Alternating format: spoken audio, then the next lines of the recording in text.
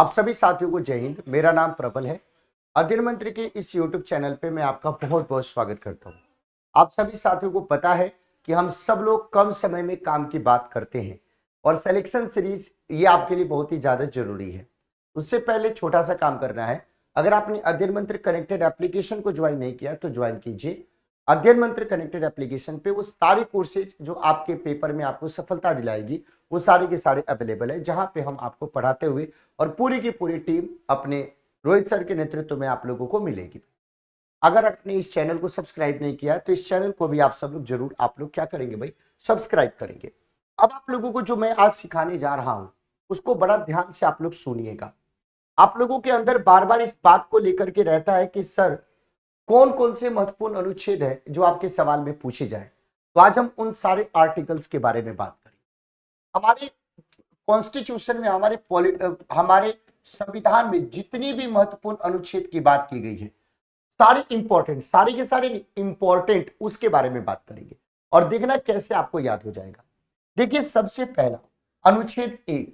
जब अनुच्छेद 1 के बारे में बात करते हैं तो क्या बोला गया है कि भारत अर्थात India shall be the union of states, यानी भारत यानी इंडिया क्या होगा भाई, तो भारत यानी इंडिया जो आपके है वो राज्यों का संघ होगा। वो क्या होगा, राज्यों का संघ यानी यूनियन ऑफ द स्टेट्स। इसका मतलब है कि अगर एक बार इसमें आप शामिल हो गए तो आपको अलग होने का कोई अधिकार नहीं है। तो भारत क्या है भाई, राज्यों का संघ है। यह अनुच्छेद 1 कहता है। ठीक है भाई, यह अनुच्छेद 1 कहता है। फिर अनुच्छेद 2 क्या कहता है, अनुच्छेद 2 क्या कहता है कि भारत जो संघ है उसमें नए राज्यों का प्रवेश आपके हो सकता है, उसमें नए राज्यों का प्रवेश आपके हो सकता है। ठीक है भाई। अनुच्छेद 3 क्या कहता है, अगर आपको कुछ भी करना है, अगर आप संघ में हो और कुछ भी आपको करना है तो सबके अंदर, यानी कहने मतलब है कि अगर आपको नाम चेंज करना है, जैसे मैसूर है कर्नाटक नाम करना है, इसी में कीजिए।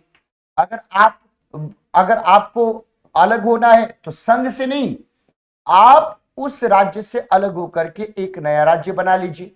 जैसे मध्य प्रदेश से अलग होकर के छत्तीसगढ़, आंध्र प्रदेश से अलग होकर के तेलंगाना, अपनी जरूरत के हिसाब से। आपका जो क्षेत्रफल है, आपका जो एरिया है वो बढ़ सकता है, घट सकता है, लेकिन जो भी होगा अंदर होगा। इसका मतलब है कि आप अपनी बाउंड्री, आप अपनी सीमा में भी परिवर्तन कर सकते हैं, आप अपनी सीमा में भी परिवर्तन कर सकते हैं। ये आपको बात, लेकिन सब जो होगा यूनियन के अंदर होगा। अब देखो क्या बोला गया कि जो अनुच्छेद 2 है और जो अनुच्छेद 3 है उसमें जो आप संशोधन कर रहे हैं वो आर्टिकल 4 में कहता है कि सामान्य प्रक्रिया के माध्यम से, यानी सिंपल प्रोसेस के माध्यम से ये चीजें हो जाएगी। इसके लिए अनुच्छेद 368 यानी संविधान संशोधन की प्रक्रिया आपको नहीं अपनानी पड़ेगी, विशेष बहुमत की प्रक्रिया आपको नहीं अपनानी पड़ेगी। अब हम चलते हैं, हम संविधान के अनुच्छेद 9 के बारे में बात करते हैं।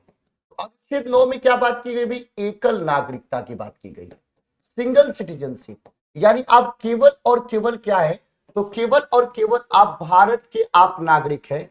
अगर किसी और देश की आप नागरिकता लेंगे तो भारत की नागरिकता ऑटोमेटिकली यानी स्वतः आपकी क्या हो जाएगी, समाप्त हो जाएगी। फिर आर्टिकल 11 क्या कहता है कि नागरिकता से संबंधित कोई भी अगर अमेंडमेंट करना है, कोई भी अगर संशोधन करना है या कुछ भी एड ऑन करना है, कुछ भी अमेंडमेंट करना है तो वो शक्ति किसके पास है, तो वो आपके संसद को शक्ति दिया गया है।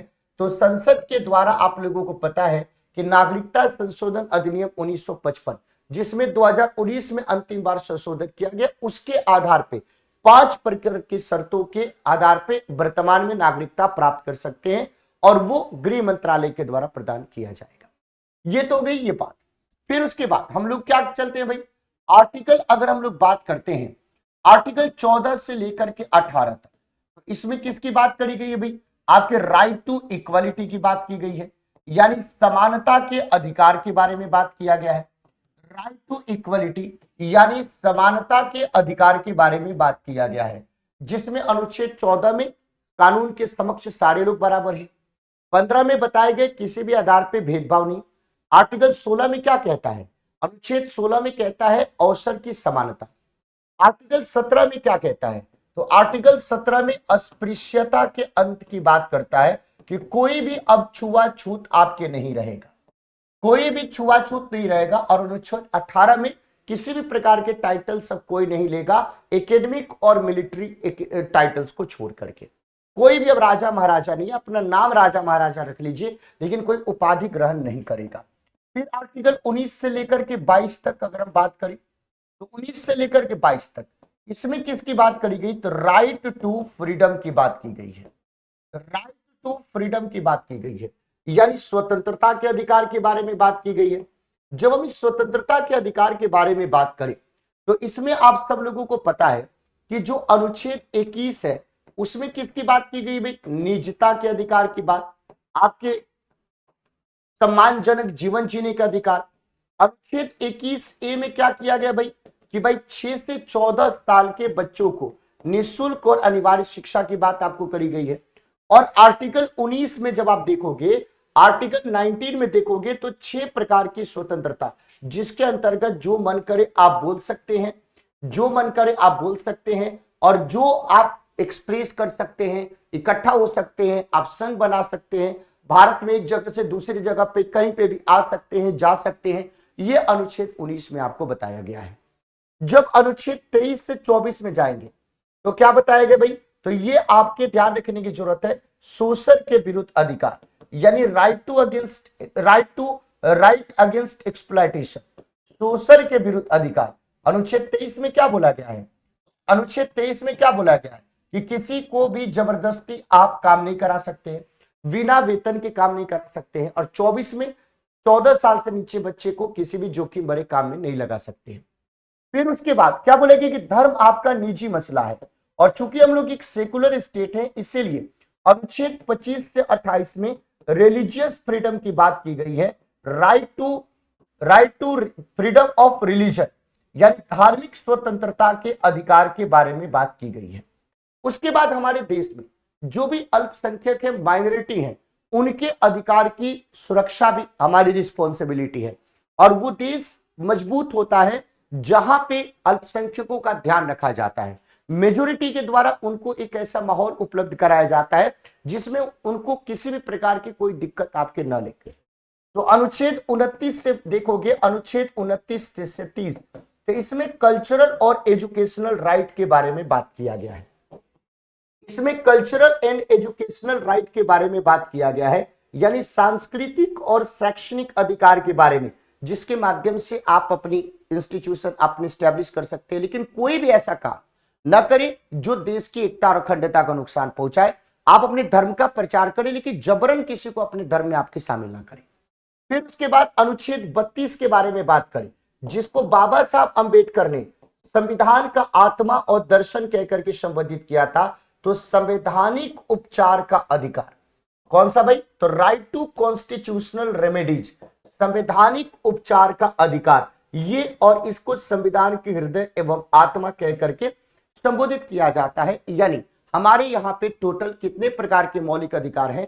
तो टोटल हमारे पास 6 प्रकार के मौलिक अधिकार हैं, जिसमें से आप लोगों को ये समानता का अधिकार, स्वतंत्रता का अधिकार, शोषण के विरुद्ध अधिकार, धार्मिक स्वतंत्रता का अधिकार, कल्चरल एजुकेशनल राइट, तो 3 और 3 6। तो इसके बारे में आप लोगों को ध्यान रखना है।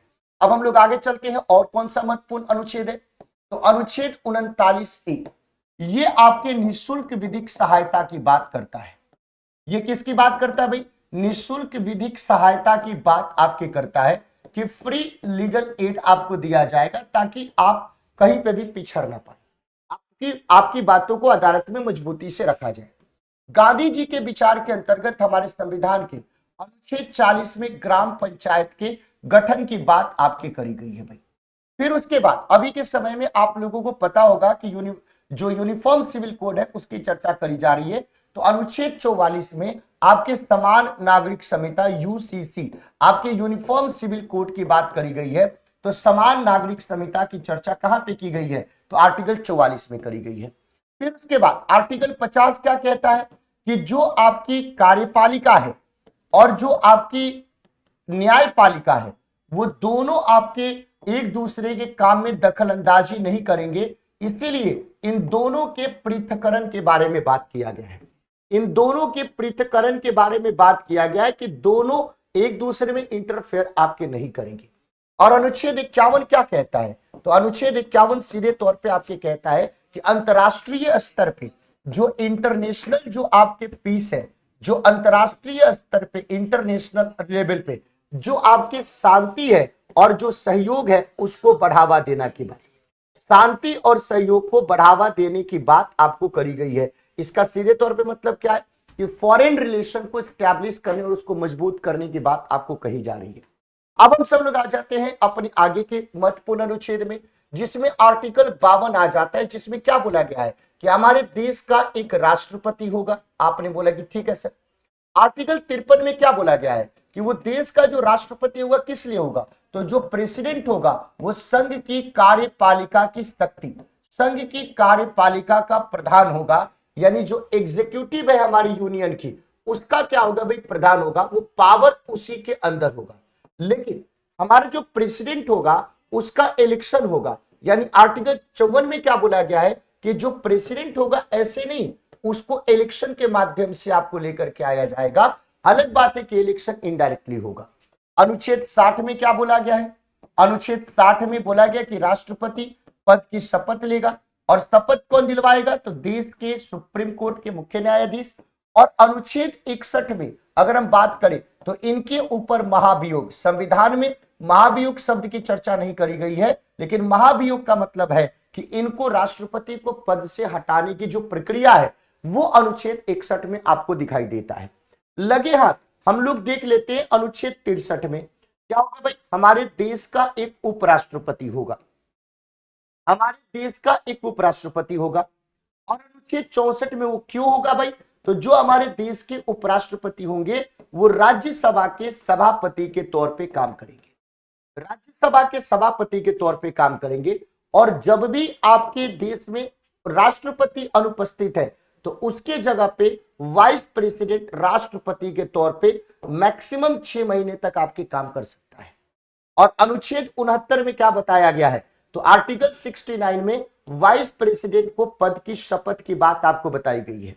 पद के शपथ की बात, और किसके द्वारा दिलवाया जाएगा? तो भारत के राष्ट्रपति के द्वारा दिलवाया जाएगा, भारत के राष्ट्रपति के द्वारा दिलवाया जाएगा। इसके एक बाद अगर हम चर्चा करते हैं कि सर अनुच्छेद 72 में क्या दिया गया है? तो राष्ट्रपति को पावर है किस चीज की भाई? तो राष्ट्रपति को पावर है क्षमादान की। क्षमादान यानी किसी व्यक्ति को जब सारी तरफ से, यानी सुप्रीम कोर्ट के द्वारा भी उसको क्या कर दिया गया है भाई? तो उसको सजा दे दी गई है फांसी की, या किसी व्यक्ति को आपके आर्मी कोर्ट के द्वारा भी सजा सुनाई दिया गया है, तो वो अपना पत्र किसको लिख सकता है? तो वो लिख सकता है सीधे तौर पे राष्ट्रपति को। और राष्ट्रपति को ये शक्ति है कि उसकी सजा को माफ कर सकता है या कम कर सकता है। जब हम यहां से डिस्कशन करते हैं, आप सब लोगों को ध्यान रखने की जरूरत है कि जब हम इसके बाद हम लोगों को देखने की जरूरत है कि जब हम आपकी बात करते हैं यहां पे, तो आर्टिकल ये तो 73, 74, तो देखो 74 क्या है? तो 74 के बारे में बात करें तो मंत्री परिषद का राष्ट्रपति को परामर्श और सहयोग प्रदान करना। और इसमें 75 में क्या बताया गया है कि मंत्रियों की नियुक्ति, उनके कार्यकाल, वेतन से संबंधित आपको बातों को डिस्कशन किया गया है भाई। आपने बोला कि सर ठीक है, इसमें भी कोई दिक्कत की बात नहीं है भाई। अभी समझो कि अनुच्छेद 78 में क्या है कि राष्ट्रपति को सूचना प्रदान करने से संबंधित प्रधानमंत्री के दायित्वों के बारे में बात आपको किया गया है। इसका मतलब है कि जब हम आर्टिकल 76 को देखें तो भारत सरकार के सबसे महत्वपूर्ण, आपको ध्यान रखने की जरूरत है कि जो अधिकारी है, विधि अधिकारी, जो वकील होता है, महान्यायवादी के बारे में, जिसको राष्ट्रपति के द्वारा अपॉइंट किया जाता है, और वो आपके भारत सरकार के तरफ से भारत की किसी भी अदालत में भारत सरकार के पक्ष को रखता है। फिर उसके बाद आर्टिकल 79 में क्या बोला गया है कि भारत की संसद का गठन होगा। और कैसे होगा भाई? तो प्रेसिडेंट के मिलने से, लोकसभा के मिलने से, राज्यसभा के मिलने से। और आर्टिकल 80 में क्या बोला गया है? आर्टिकल 80 में राज्यसभा की संरचना की बात आपको करी गई है, राज्यसभा का संरचना। और आर्टिकल 81 में किसकी बात करी गई है? तो लोकसभा के बारे में बात की गई है। तो हमने आज इतने सारे इंपॉर्टेंट आर्टिकल्स को किया। एक और हम आपके ऊपर इस सेशन लेंगे और सारे महत्वपूर्ण अनुच्छेद संविधान के आपके दिमाग में होगा। अब आप लोगों को क्या करना है कि अब आप लोगों को होमवर्क बताना है इसका करेक्ट आंसर। पहला क्या बताना है भाई? पहला बताना है कि जो आपके 6 से 14 साल के 6 से 14 साल के बच्चों को निःशुल्क और अनिवार्य शिक्षा, बच्चों को निःशुल्क और अनिवार्य शिक्षा, निःशुल्क और अनिवार्य शिक्षा, ये कौन से अनुच्छेद में व्यवस्था किया गया है भाई? निःशुल्क और अनिवार्य शिक्षा ये कौन से आपके संविधान के अनुच्छेद में व्यवस्था किया गया है? और दूसरा, राष्ट्रपति पर महाभियोग की प्रक्रिया, राष्ट्रपति पर महाभियोग की प्रक्रिया ये आपके कौन से अनुच्छेद में आपको दिए गए हैं? ये दोनों का आंसर आपको बताना है और साथ ही साथ अपना फीडबैक भी आपको देना है कि ये सेशन आपको कैसा लगा। अगर ये आपको सेशन अच्छा लगता है, सिलेक्शन सीरीज कम समय में काम की बात, और आप लोगों को बहुत इंप्रूवमेंट हो रहा है, तो सेशन को लाइक जरूर कीजिएगा। और मैंडेटरी है, अनिवार्य है कि आप लोगों को इस होमवर्क का आंसर बताना है। जब तक आप लोगों का सपोर्ट, आप लोगों का ये फीडबैक होमवर्क के रूप में कमेंट में हमें दिखते रहेगा, तब तक मैं ऐसे सेशन जो आपके पेपर में रामबाण का काम करेगा, क्योंकि वो उस ये सारे सेशन उस डिक्शनरी से हैं जहां से आपके पेपर में सवाल पूछे गए हैं और पूछे जाएंगे। आपका बहुत बहुत धन्यवाद। चैनल को सब्सक्राइब करना, सेशन को शेयर करना और लाइक करके गुरु दक्षिणा देना, कमेंट करके होमवर्क का आंसर जरूर बताइएगा। बहुत बहुत धन्यवाद। Thank you so much. जय हिंद साथियों।